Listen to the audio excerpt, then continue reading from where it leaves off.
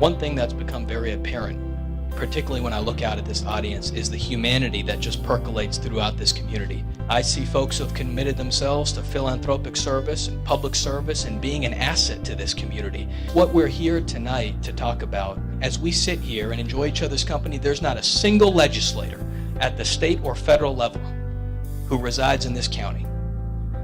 And literally what we are talking about is the regulations that are coming down from these capital cities, the level of taxation, the kind of debt that we either will or will not pass on to the next generation, and the opportunity agenda that we're going to convey to them. These are huge issues. They're consequential. And the underpinning of representative democracy is a very basic principle. And that's a principle that I think good people can rally around. And I think that's what underlies what we seek to do. We'll look at the issue of health care.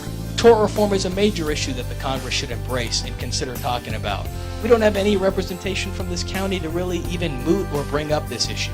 You look at agriculture. This county has adopted a county mitigation strategy for how to preserve ag land. You talk about water rights. Who is there to be our proxy? I think about education, which is probably the issue that gives me the greatest passion. I served on the state school board, but it's also a part of my identity.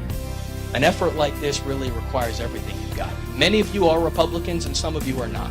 But the fact is, for Republicans under this tent, this particular race has been a deeply unhappy experience for 3 cycles in a row.